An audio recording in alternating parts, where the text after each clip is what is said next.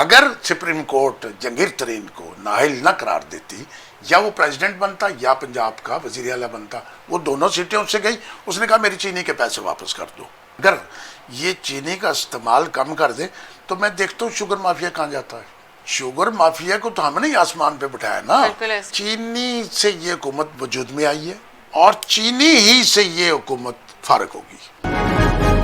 अस्सलाम वालेकुम नाजरीन, प्रोग्राम फैज़याम के साथ मैं हूँ आपकी होस्ट महविश खान। जैसे कि फराजी साहब फरमा रहे थे कि ये हुकूमत जो है वो चीनी से बनी है। इस बात से उनका क्या मतलब है? हुकूमत चीनी से कैसे बनी है? ये चीनी माफिया आखिर है क्या? इसके बारे में तफसील से आज हम बात करेंगे फराजी साहब से। जी अस्सलाम वालेकुम फराजी। जी वालेकुम अस्सलाम। जी फराजी साहब, तो आप फरमा रहे थे कि ये हुकूमत जो है चीनी से बनी है। ये कैसे चीनी से बनी है, अवाम को ज़रा बताइए। बड़ी अच्छी बात है। हुकूमत चीनी से ऐसे बनी है, आपको और आवाम को ये पता है कि इलेक्शन के दिनों में जब इलेक्शन हो रहे थे उस वक्त कौन कौन लोग क्या काम कर रहे थे। जब इलेक्शन होके ख़त्म हो गए उस वक्त पंजाब में नून लीग की 12 सीटें ज़्यादा थी और पंजाब में भी चीनी की फैक्ट्रियों वाले लोग बैठे थे। इसी तरह वफाक में भी बहुत कम सीटों का फ़र्क था। महविश, पाकिस्तान में एक जहाज़ था जो चीनी के पैसों का था। अब आपने कहा ना कि हुकूमत चीनी से कैसे बनी है। पाकिस्तान में एक जहाज था जो चीनी के पैसों का था। मैं खान साहब की एक बात से बड़ा इत्तेफाक करता हूँ, बददियानती पे और करप्शन पे। मैं करप्शन से किसी सूरत भी इत्तेफाक नहीं करता। वो पीपल पार्टी करे, वो नून लीग करे, वो पीटीआई के कोई बंदे करे। जी बिल्कुल। करप्शन करप्शन है। बिल्कुल। पाकिस्तान की सबसे बड़ी जो करप्शन है वो चीनी है। जी बिल्कुल ऐसे। अब आप कह रही थी और मैं कह रहा था कि हुकूमत कैसे चीनी से बनी। जब हुकूमत बनाने का वक्त आया तो जहांगीर तरीन साहब का एक जहाज लोगों को लाता था, ले जाता था। जहांगीर तरीन साहब जो हैं वो चीनी का बिजनेस करते हैं, आटे का बिजनेस करते हैं, ज़राअत का बिजनेस करते हैं। खान साहब की सादगी अपनी जगह। महविश, जो लोग पैसे खर्च करते हैं इलेक्शन के अंदर वो किसी लालच पे खर्च करते हैं। बिल्कुल ऐसे ही है। या वो हुकूमत चाहते हैं या वो जो पैसा खर्च करते हैं उसका बेनिफिट चाहते हैं। अब जब पाकिस्तान में एक जहाज चलना शुरू हुआ, जितने आज़ाद मेंबर इलेक्ट हुए थे कौमी असम्बली में और सूबाई असम्बली में, उनको वो चीनी वाला जहाज उठा के लाता था। चीनी वाला जहाज उठा के इस्लामाबाद पहुंचाता था। इस्लामाबाद में बैठ के उनको इस बात पे राजी किया जाता था कि आपने पीटीआई को वोट देना है। अब पीटीआई को वोट देने के लिए मैं नहीं समझता कि मैं एक आज़ाद मेंबर की हैसियत से इलेक्शन लड़ूं और मैं 40 करोड़ रुपया खर्च करूं और मैं इलेक्ट हो जाऊं और उसके बाद मुझे एक चीनी का जहाज़ आए और उठा के ले जाए और जाके इस्लामाबाद में वहाँ बिठा दे जहाँ बनने वाले वज़ीर आज़म बैठे हैं। वहाँ पे बैठ के मैं ये फैसला करूँ कि मैं आपको वोट दूंगा। सर, आपको हमारी मौजूदा हुकूमत या गुज़िस्ता जो हुकूमतें हैं हमारी, इनको देख के आपको लगता नहीं है कि हमारी जो पाकिस्तान की आवाम है ये करप्शन के बगैर जो पॉलिटिकल पार्टी आती है उसके नहीं साथ आ सरवाइव सकती, कर सकती है? नहीं कर सकती, नहीं कर सकती, लेकिन हम चीनी में हैं। बिल्कुल। अच्छा, अब जब वफाकी सीटें लाई गई तो बंदे उठा उठा के लाए गए, बिल्कुल ऐसे सर, आई डू नो। बैठाए, पंजाब में लाए गए, जबकि पीटीआई का ये दावा था हमारे आते ही जनूबी पंजाब अलहदा हो जाएगा। ये चीनी के जुमरे में तो नहीं आता, लेकिन जनूबी पंजाब अलहदा क्यों नहीं हुआ? यानी मैं ये समझता हूँ कि जनूबी पंजाब अगर अलहदा होता तो जनूबी पंजाब की सीटें अलहदा कर दी जाती, तो फिर इस पंजाब में मुस्लिम लीग नून की हुकूमत बनती। मुस्लिम लीग नून के पास पहले ही 12 सीटें ज़्यादा थी, चूंकि चीनी ने बाकी सीटें प्रोवाइड की और इनकी सीटों की क्वांटिटी उनसे ज़्यादा हुई। अब आप ये कहें या गवर्नमेंट ये कहे या मुझे कोई इदारा ये कहे कि ये बात आप कैसे कहते हो, ये बात मैं ऐसे कहता हूँ, जब पाकिस्तान में चीनी का जवाल शुरू हुआ, एक्सपोर्ट की गई, ठीक है, ठीक है जी, आप कहते हैं हमारे पास ये चीज़ फालतू है, हम किसी बाहरले मुल्क को दे देते हैं। तो रूल ये है कि हमें अगर वो चीनी 50 रुपए किलो पड़ती थी, तो जिस चीनी एक्सपोर्ट करने में जो उनको पैसे उनके कम होते थे, वो सब्सिडी की शक्ल में गवर्नमेंट देती थी। एक ड्रामा बिल्डअप किया गया, चीनी के हमारे पास शॉर्टेज थी, उसको बाहर बेच दिया गया, और जब बेच दिया गया और पाकिस्तान में चीनी महंगी हुई तो फिर चीनी खरीद ली गई। अब ये सारा सिलसिला चलता रहा। अब जिस आदमी ने चीनी के 400-300 अरब रुपए खर्च किए थे, 300-400 अरब खर्च किए थे, उसको या तो ये पता था कि मैं प्रेसिडेंट ऑफ पाकिस्तान बनूंगा, ठीक है जी, या मैं पंजाब का वजीर आला बनूंगा। उसको सुप्रीम कोर्ट ने नाहिल कह दिया, नाहिल करार दे दिया। जब वो बंदा नाहिल करार दे दिया गया तो अब उस बंदे के दिमाग में ये बात बैठी कि मेरे जो पैसे हैं वो कहाँ गए।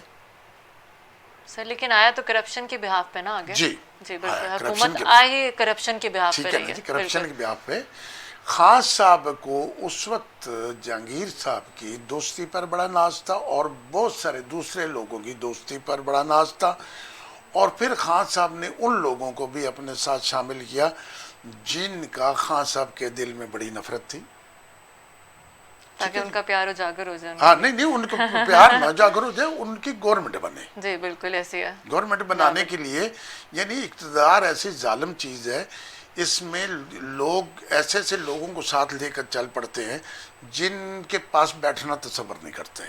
ठीक हो गया जी।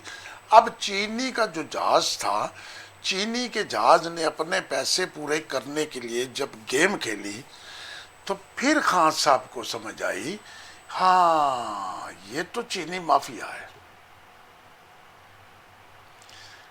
अब गवर्नमेंट पाकिस्तान के 5-6 वजीर रोज शाम को या चीनी माफिया पे गुफ्तगू करते हैं या नवाज शरीफ पे गुफ्तगू करते हैं। चीनी के साथ पाकिस्तान में वो हशर किया गया है पाकिस्तान के पैसे का और पाकिस्तान की सियासत का। फिर जब एक रिपोर्ट निकली कि इस चीनी में फलां फलां फलां लोग शामिल हैं, पहले नून लीग और पीपी इसमें शामिल नहीं थी, जो पहली रिपोर्ट टीवी पे आई थी। बाद में जो रिपोर्ट आई उसमें वो भी शामिल हो गए। गो हुकूमत वो भी चीनी पर ही करते थे, नून लीग भी चीनी पर करती थी, पीपी भी चीनी पर करती थी, ये भी चीनी पर करते थे, लेकिन वो चीनी से हुकूमत नहीं बनाते थे, उन्होंने चीनी से हुकूमत बनाई। जब चीनी की हुकूमत का रिफंड करना पड़ा तो फिर इनको समझ आया कि ये माफिया है। लेकिन सर नवाज शरीफ के बारे में, नवाज शरीफ साहब के बारे में तो ये भी कहा जाता है कि उनकी तो अपनी शुगर मिल्स हैं, बहुत सही। नहीं, वो तो शुगर मिल तो है जी यानी शुगर मिल, यानी ये पाकिस्तान की बदकिस्मती का आप आलम देखें कि पाकिस्तान में हर बरसरे इक़्तिदार आने वाला टोला चीनी पे बिजनेस करता है। मैंने पिछले प्रोग्राम में आपसे कहा था ना जी जी कि बिल्कुल। खुदा के लिए इतनी चीनी क्यों खाते हो। अगर इनको पता लग जाए कि हमारी गुर्दे जो फेल हुए हैं, हमें जो हेपेटाइटिस सी हुआ है, हमारे साथ जितनी शुगर की बीमारी मतलब आप ये कह सकते हैं कि चीनी एक तरह से ड्रग है जो हमें एडिक्ट हो चुके हैं हम लोग हो उस चुके चीज हैं। के। अच्छा, अगर अगर अगर ये चीनी का इस्तेमाल कम कर दे तो मैं देखता हूँ शुगर माफिया कहाँ जाता है। भाई शुगर माफिया को तो हमने ही आसमान पे बिठाया ना। बिल्कुल ऐसे अब है। 110 रुपए चीनी। अब मैं आपको एक और बात बताता हूँ, पाकिस्तान लोग सुनने से तो कोई अमल नहीं करता।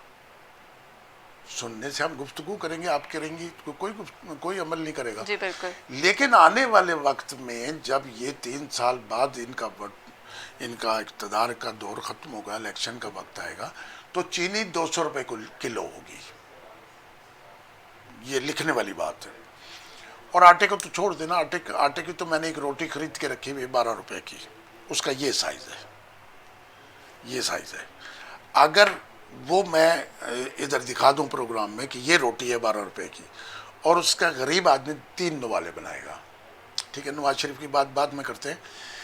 लेकिन सर देखें, मौजूदा हुकूमत में जैसे अगर इमरान खान साहब कहते हैं कि तब्दीली आ नहीं रही, तब्दीली आ गई है, तो मेरे ख्याल से ये तब्दीली है।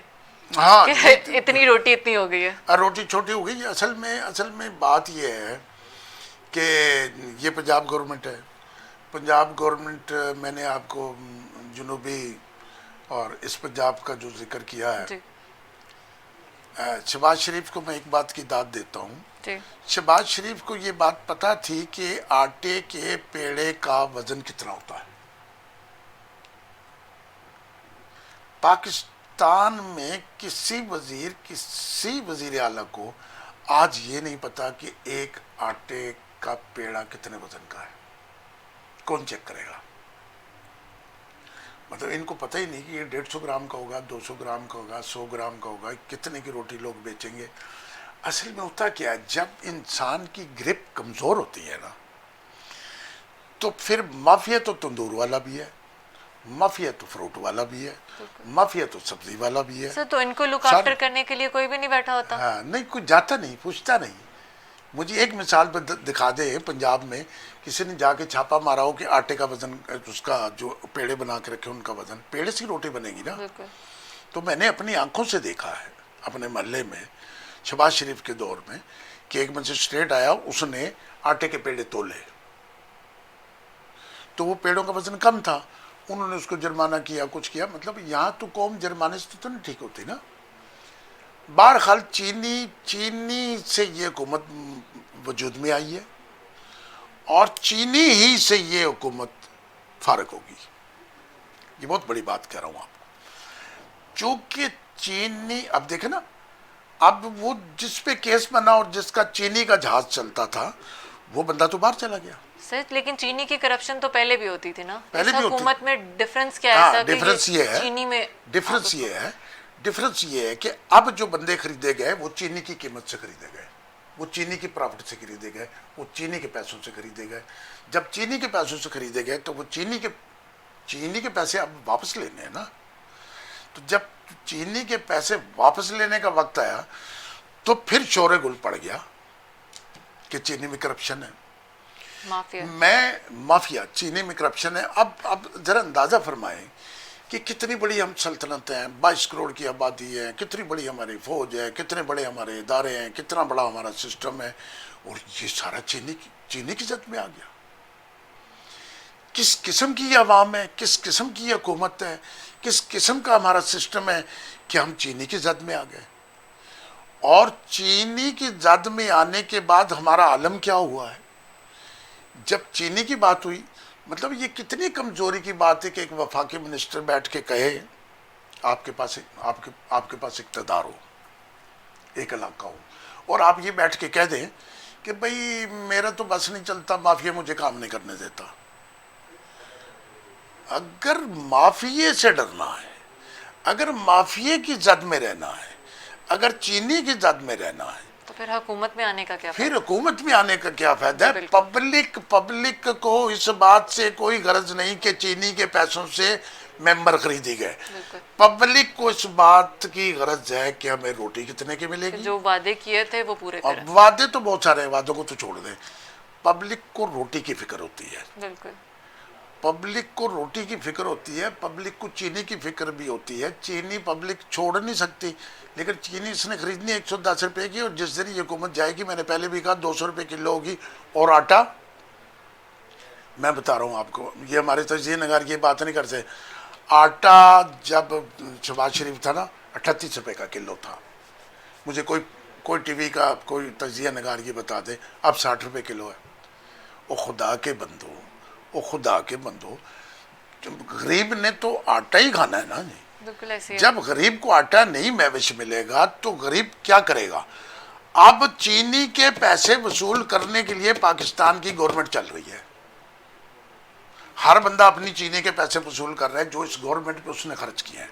बिल्कुल। अब आके खान साहब को समझ आइए कि ये तो सारा माफिया है सर। अब ये सारा माफिया है, इसको सारे को आप निकालेंगे तो आप कहाँ जाएंगे? तो आपकी हुकूमत तो खत्म हो जाएगी ना। अच्छा, अगर सुप्रीम कोर्ट जंगीर तरीन को नाअहल न करार देती, या वो प्रेसिडेंट बनता या पंजाब का वजीर आला बनता, वो दोनों सीटें उससे गई। उसने कहा मेरी चीनी के पैसे वापस कर दो। तो ये है मैं सारा चक्कर।